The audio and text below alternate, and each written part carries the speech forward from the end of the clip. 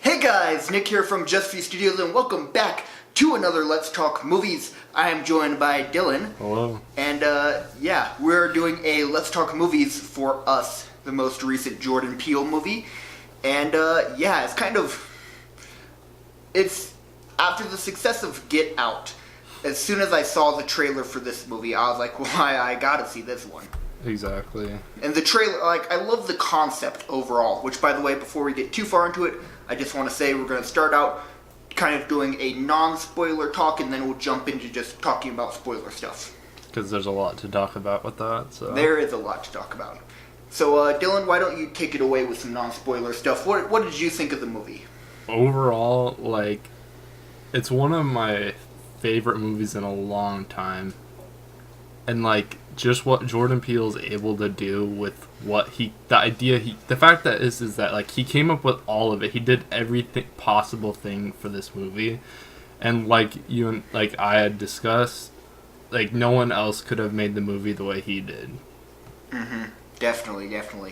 I remember when I was watching the movie, there are some scenes where I legitimately had the thought of, if I was handed the same script, the same page 27 to 32, I would have directed it in a totally different way than he did. And that's not a good way. That's not a good way. That's not a good thing. He did it in such a genius, creative way that every moment just has something interesting to it.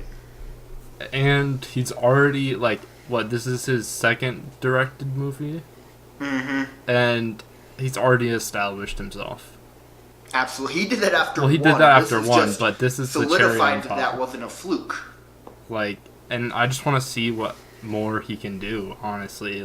There's so much potential, and his mind is probably, the inside of his mind is probably flowing with ideas of movies that he can make. Mm-hmm. So I think that'll be interesting to see. And I'm curious to see if he strays away from, the horror genre, or if he sticks with it. That's true, because, I never would have expected horror to begin with, but that is a good point, because I would love to see what he'd do with, say, a drama, or a movie of a different genre. But, it's like you said, I think one of those situations where he probably has a million ideas going, and I could just see it being the first two he pulled out of the hat were horror. So maybe the third one will be horror, maybe it won't. And granted, he had experience, working on... BlacKkKlansman would be, a drama, right? Yeah, definitely. So, granted, he was just the producer, but I'm curious to see what he could do as far as, directing, a drama-type film. I think that would be really interesting. Yeah, I know. With the little bits of social commentary that you get from Get Out and Us, imagine a movie where that's more of a focus. Little bit of social commentary? Yeah. Oh, yeah. Yeah, that would be definitely crazy. We gotta talk about the acting, for sure. Oh my god, yes. It's just phenomenal. So, it was. And, from the adult actors to the kid actors, it was just overall, there wasn't a moment where I was that wasn't as strong as it could have been. Every moment, each and every actor was bringing their A game. And the screenwriting absolutely helped with that, but the actors, what they were able to do with things like facial expressions, just a little quivering of their voice and their lips, there were so many great moments there. They became those characters. There was no doubt in my mind that, they were who they were playing. Yeah, and then twofold, most of the characters doubled as their counterpart. As themselves, yeah. So they're really playing two characters in the same movie. Two contrasting characters. Yeah. Oh, man. And just cinematography. This probably has the best score I've heard in a while as well. Just, the only real problems I have with this movie are little nitpicks. I don't have any strong things. And even the little nitpicks are just to be able to say that you have little nitpicks, really. That's fair. That is fair. I probably wouldn't have these nitpicks for a different movie, because there'd be other things that would stick out. It's because this movie is so polished and so well refined that the little things that were something that I personally would have done differently, that's just, at that point, why bother? Yeah, and granted, like you said, you wouldn't want to redo most of that movie anyway, so why would you want to redo just those little nitpicky scenes anyway? Yeah, exactly, and it's also a thing of personal preference. It's give or take, really. Yeah, like, the little nitpicks I have, 99% of people have been like, oh no, that was fine, or oh no, I liked that. I honestly haven't heard one bad review, like one person talk bad about it at all. Yeah, so, I mean, Jordan Peele, he has hit a home run twice in a row with, while they are both kind of horrors, they are very different films. No, they are which very made me different. very happy. To where it's like, from one aspect, I guess you can compare them, but they're so different that it's like comparing two M. Night Shyamalan films that are just on different ends of the spectrum. Like, Sixth Sense and Unbreakable. Like, they're not really films that you'd go out of your way to compare. Exactly. Yeah, I just think that we need to see more. He just needs to keep it up, and before we know it, I mean, and he's really opened up he's really opened up, like, what the industry itself, I feel. Yeah, and I definitely agree, and I'd love to see people coming out of the woodwork who Jordan Peele has kind of inspired to tell these stories, because, I mean, a lot of these stories are stories that weren't really getting told until he came around, and people were like, oh shit, okay. So I see him as one of those names that if he's attached to anything, it's an instant, take my money, I'm gonna go see that. Which he deserves at this point. Even just being two movies in, he really deserves it at this point. Yeah, definitely. So, I guess, to kind of sum things up with this non-spoiler part, are there any other non-spoiler things you want to talk about? Not really. So, I guess to kind of sum that up, Dylan, I assume you agree when I say I highly recommend this movie, and if you have not seen it, go to the theaters right now and go watch it, because it's definitely worth it. I'm personally not a big horror fan, but this was one of those movies that I knew I had to see opening night. Exactly. And just, it lived up to my expectations and then some. I think my final comment is gonna be my bold prediction in saying that Us is gonna at least get a Best Picture nomination. I hope so. I mean, it's one of those unfortunate things where... Granted, we're only at the end of March, so we're only 3 months into the year, but I'd still really like to see it. Yeah, and it's one of those unfortunate things where all really Get Out got to walk away with was the Best Original Screenplay nom, which was absolutely deserved. But I would love to see it take some more wins this time around. Well, especially the acting, the sound, like everything. I hope it gets the sound awards. Like, again, like you said, it's only... now we're about to be in April here, but, like, the sound alone, I would love to see, if nothing else, nominations for, but ideally wins. Well, and then Lupita needs a nomination. Yes. For sure.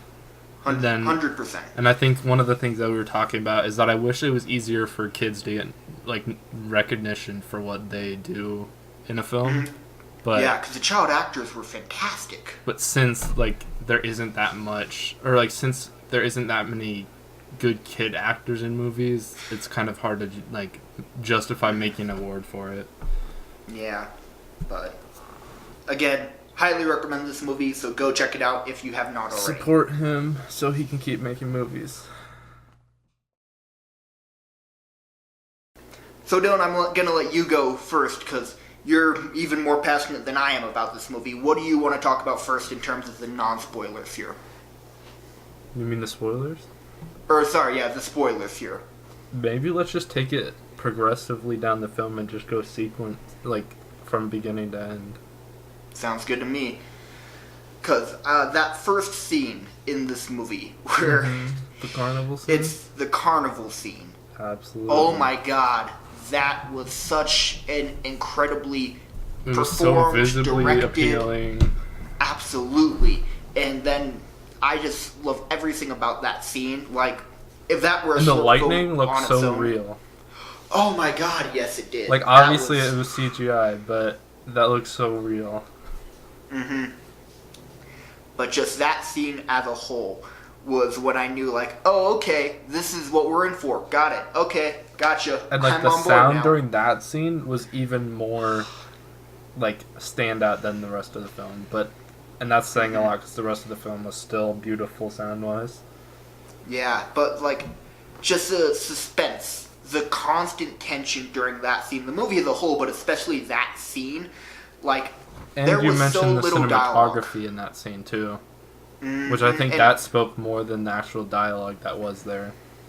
Because one of the little subtleties that I picked up on right away that I loved, and it's one of those good directing choices that he made, was the shots of the girl were shot at her eye level, and then the shots of the parents so were kind of looking up at them. So that whole scene there was really from her perspective, which I thought was just very well done, and it added to the tension. Exactly. You don't feel like an omniscient force, you feel like you're her. Exactly. And then that mirror room. Yeah, the fucking mirrors. Oh my god. Which, I wish I had trusted my gut a little bit more, because as soon as we got into that mirror room, I remembered the shot from the trailer of the mirror version turning around and choking her out. So I was like, oh man, that's going to be a jump scare in here, that's going to be a jump scare in here. So I was like, visibly preparing myself for that by just slouching down in my chair, covering my eyes.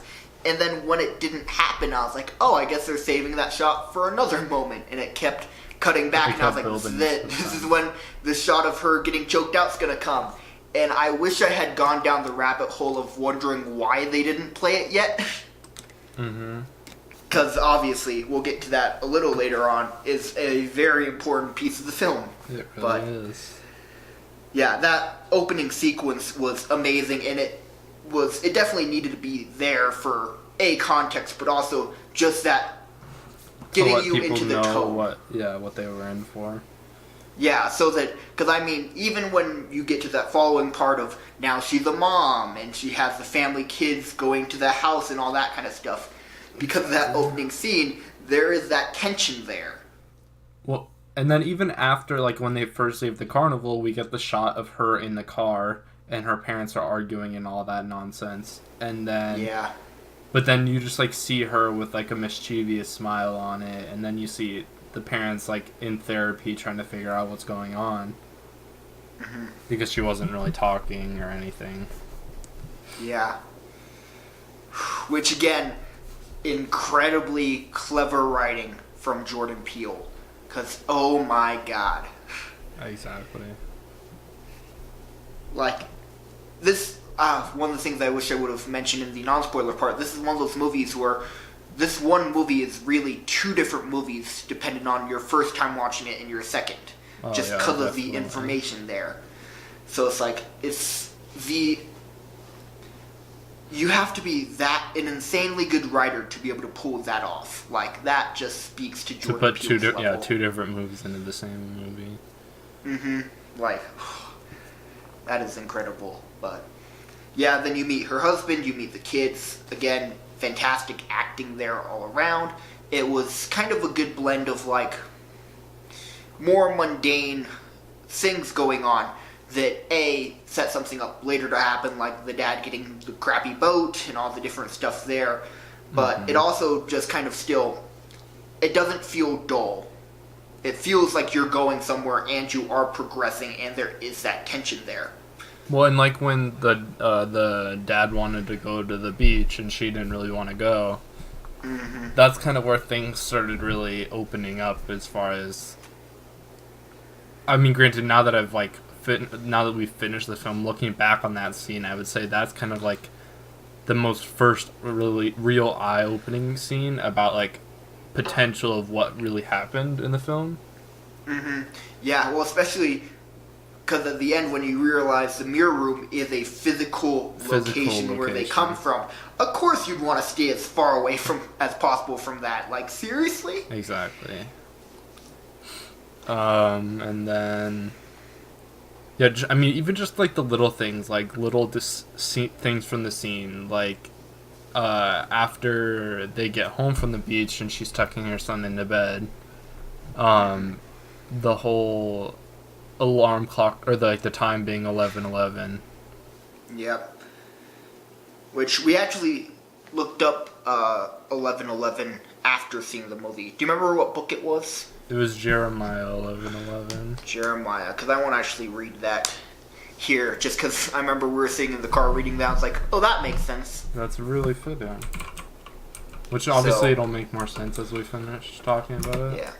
So, Jeremiah 11:11 is, "Therefore thus said the Lord, Behold, I will bring evil upon them, which they shall not be able to escape. And though they shall cry unto me, I will not hearken unto them." Which again, with the whole thing about the coming from the sewers and all that, like it makes It makes a so lot of much sense. And it is very fitting. Also with, do you remember the name of the mom's character? No, I know that. Hold on. That's going to bug me. But then her constant kind of calling back to God also kind of fits in where this comes from. There's that kind of religious tie to this. Adelaide, however you pronounce it. Okay. It's Adelaid. I definitely would not have guessed that. I don't remember that. No. Okay. Yeah, I don't even really remember hearing it. But, yeah, and then the setup to the homeless guy with the Jeremiah 11:11 sign, Yeah, the exactly. being taken into the ambulance, and then the counterpart Yeah. version just standing there kind of T-posed. Mm-hmm. Another thing we totally didn't mention, which makes sense because it's such a little minor Easter egg. It's one of those things where you overlook it completely at first with the March Across America thing. Oh, yeah.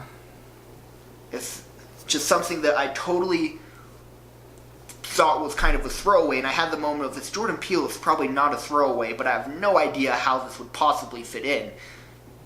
Ends up fitting in completely. Yeah.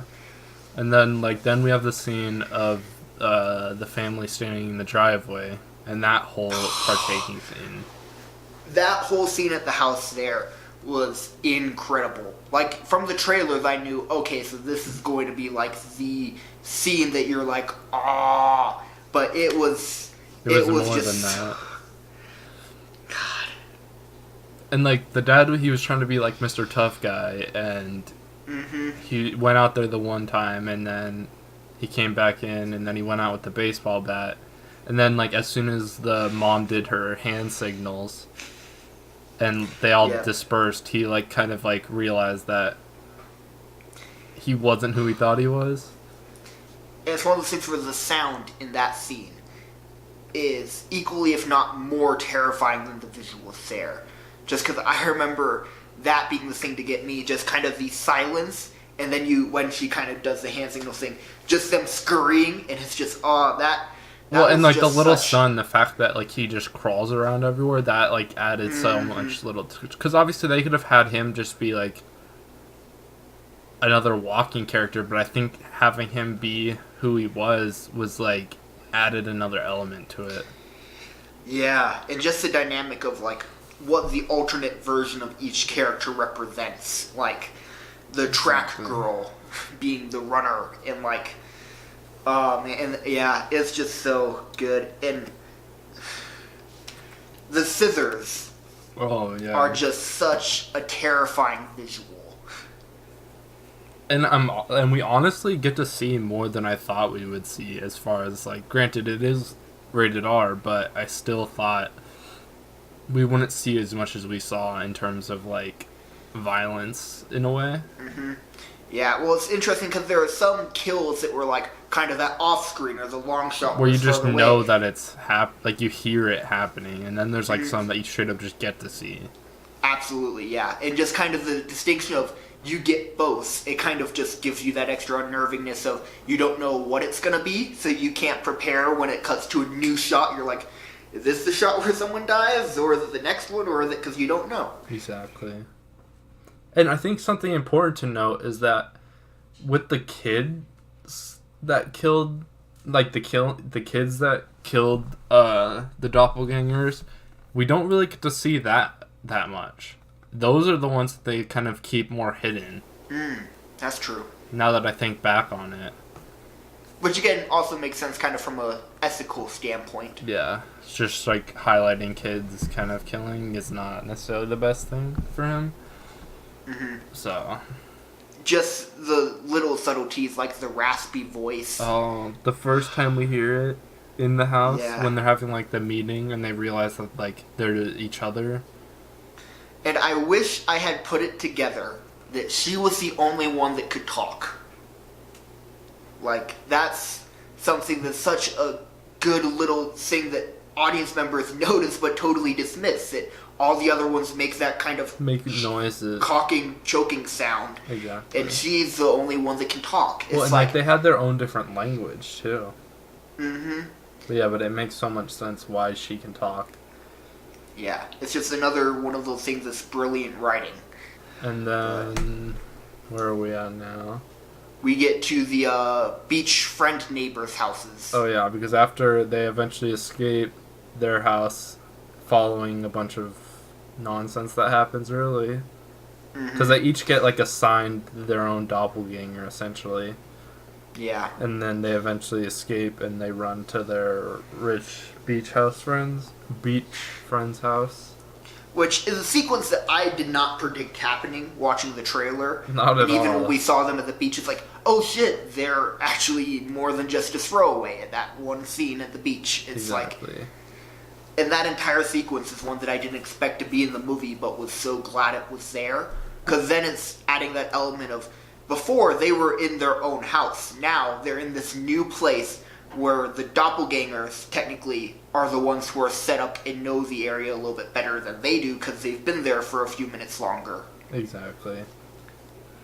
Well, and the thing that's interesting about that is that, like, when you see the scene, like, you see the friends get murdered and all of that, but you, like, in the moment, you don't really put it together why they're showing it, and then all of a sudden you see them show up, and it's like, oh. And my favorite shot of that film, it still is that long Oh, shot that long where you shot. see all four of them get killed From at the outside the same house. time from outside the house. And I just love that shot so much. It's like, It was so perfectly lit, too. And then the suspense, though, when the actual family gets there and at first doesn't know that the doppelgangers took over the house. Like, Well, yeah, and then, like, she gets dragged in and all of that. mm-hmm. And then, Siri, call the police. yeah. Like, just the songs and everything is so perfect. Mm-hmm. Then they're running away at that point. How Yeah, many well- of their doppelgangers were killed at that point? Let's see. So, the Dad was- doppelganger would have been killed. And then,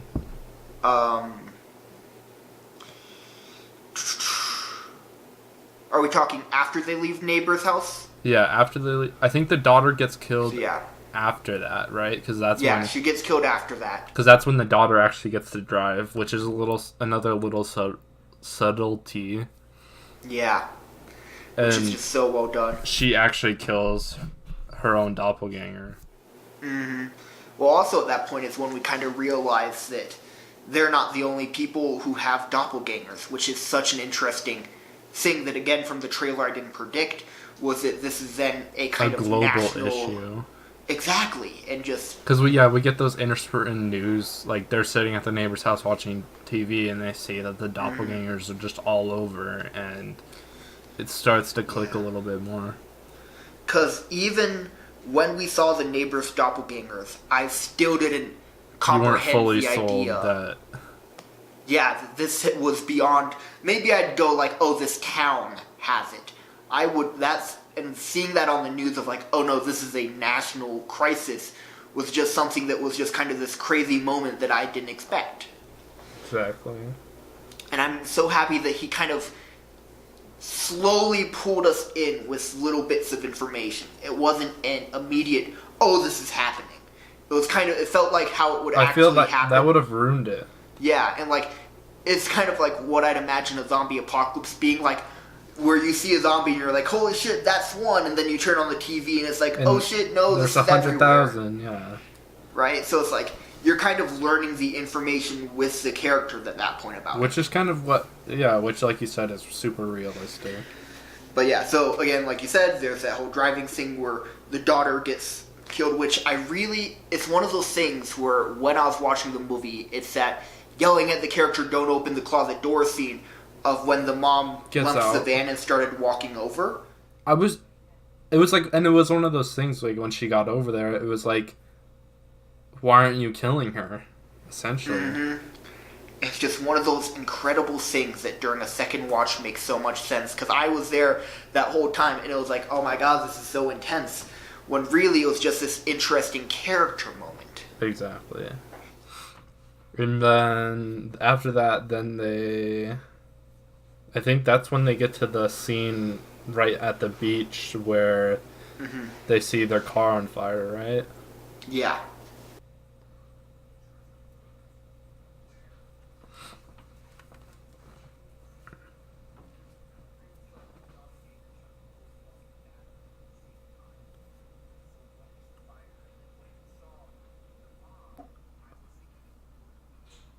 Trade for trade, yeah.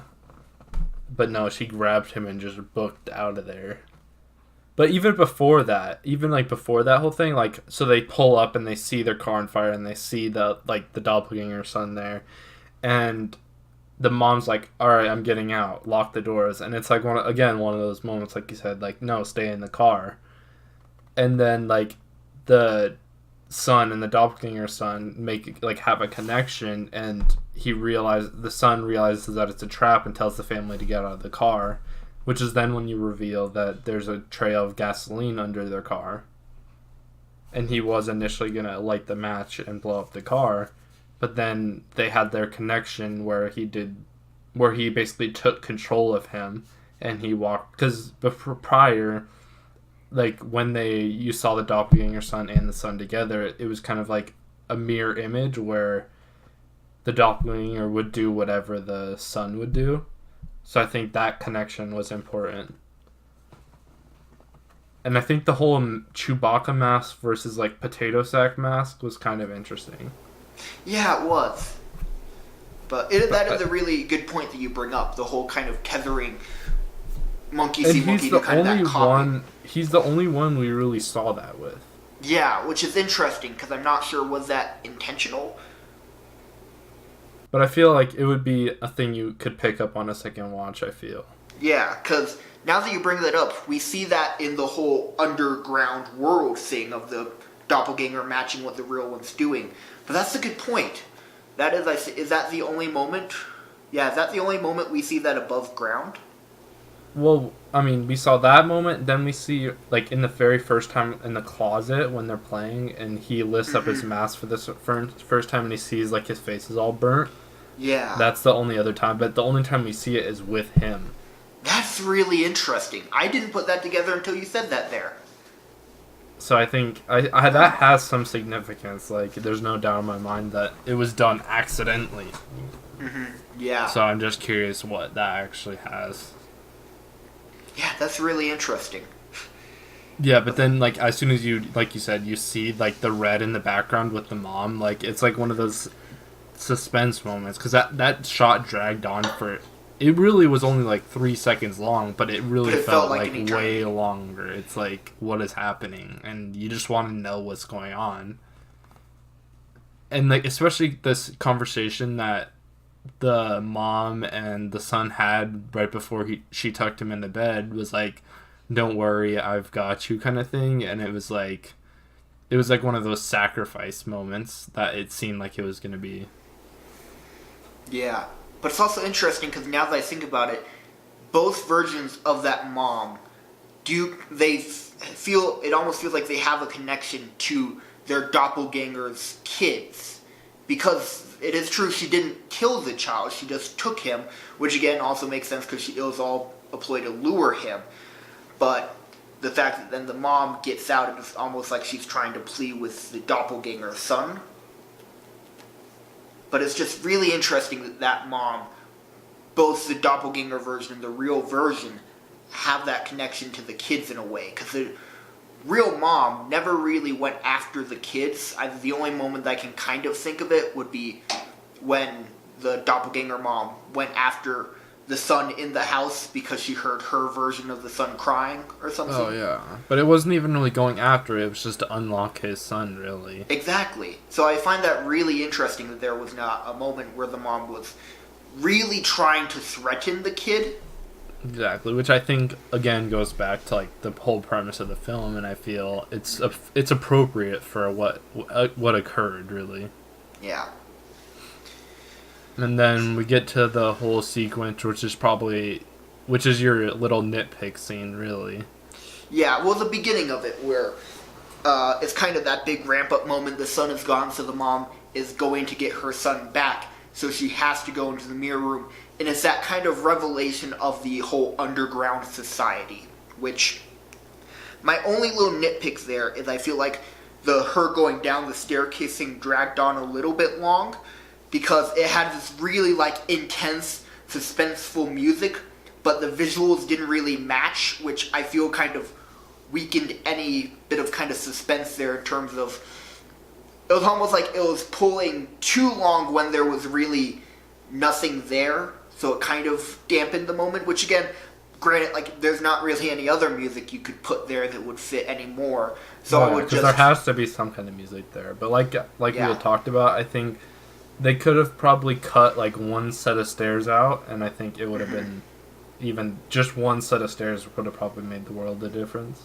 Yeah, I just felt that moment dragged on a little long. But again, if my biggest complaint is a 30-second sequence should have been 20 seconds, like... No, and even then, as soon as you get down there, everything from that moment on is phenomenally shot. Mm-hmm. And it was one of those things where I immediately perked up as soon as the window door opened, because I wasn't feeling scared or suspenseful, like, in terms of the tension. I was intrigued. That was the moment where I went from being a puddle in my chair doing the John Cena to, okay, now I want to pay attention and figure out what's going on here. So maybe diving into that a little bit more and a little less of the scary suspense. Kind of just that moment of, wait, what? And especially because, well, again, what you don't realize, the main character is navigating herself through the area pretty well, which again makes sense. It's like, it would have been an interesting moment to go a little bit more into the intrigue and have that be your 20 seconds as opposed to 30 seconds of suspense, but it's kind of more intrigue. Yeah, really. So, again, that's my only minor nitpick I have, which is really not saying much. Like, yeah, and then, like, even then the whole sequence when they're in the classroom and you just see her drawing on the board, the whole Hands Across America thing or whatever it's called. Yeah. And there's that whole sequence, like the whole dance sequence, and then sporadically throughout there is I think where we get those, like, flashback moments where it flashes back to that night. Yeah, that was incredible. That was probably my favorite moment of the film, when you would see the real world version, then cut to the doppelganger version, and that back and forth. I'd watch a full 2 hours of that. Like, that's just so interesting.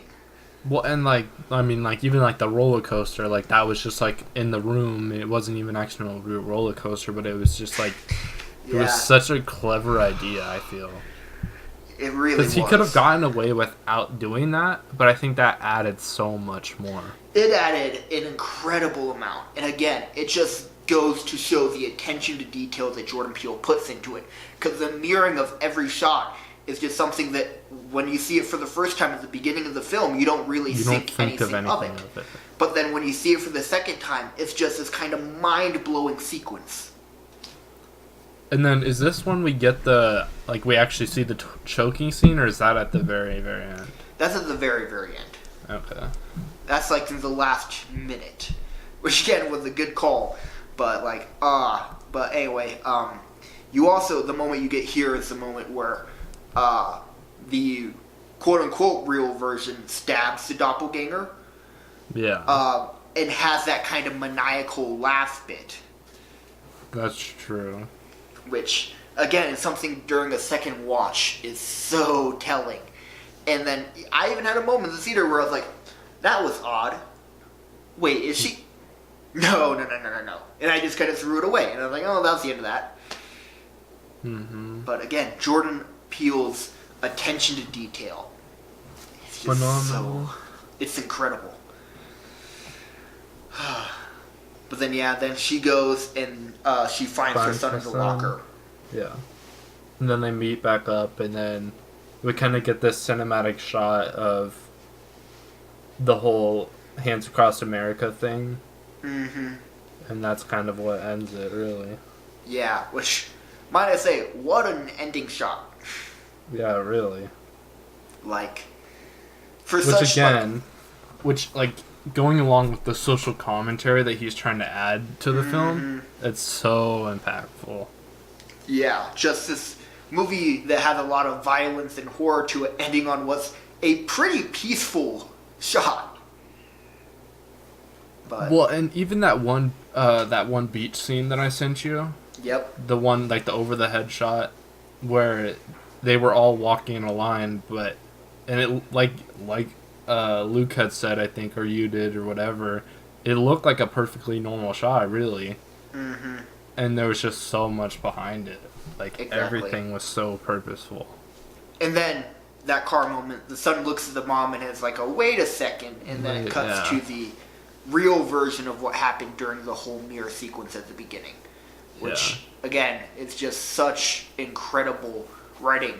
Because I knew that shot should be in there. And I just went, oh, maybe, that was something the marketing team went, oh, that would be cool for the trailer, and Jordan Peele had no intention of using. But then you get it at the very end, and I was like, oh my god, I'm stupid. Exactly. But it was just such an incredible movie overall. And just Jordan Peele, an insanely good writer, an amazing director, and just the level of detail in every shot. It's not like he was given the story and told to make something out of it. He made the story himself, how he wanted to make the film. Yeah, and it's just so incredibly well done. And I think, honestly, at this point, any Jordan Peele films need to be that way. Mm-hmm. I don't think you can hand him a script and tell him to make the film. Yeah, and I don't think he'd want it that way. I think he wants to be the storyteller in every sense of the word, writer, director, have a hand in the editing part. Yeah, producer, because if he he doesn't write the script himself, then that little bit of small little subtleties that he added wouldn't be in there, and it wouldn't feel like a Jordan Peele film. Mm-hmm. But yeah, so any kind of final thoughts here for us? Not us as in you and me, us as in the movie. I mean, I just think it's kind of important to note that the more you think about it, like, the more that the title makes an impact. Like, the title has so many different meanings itself. Mm-hmm. Because absolutely. Us related to the doppelgangers, us related to the United States, just all of that. It's just crazy. Well, thank you guys for watching this Let's Talk movie on Us. Have you seen the movie? Hopefully you have, considering we're in the spoiler part. But let us know in the comment section down below what you thought of the movie. We would love to hear your thoughts. And please like, favorite, comment, and subscribe. Share this video with all of your friends. And we will see you guys on the next video. Stay classy. Later. Woo! Bye-bye.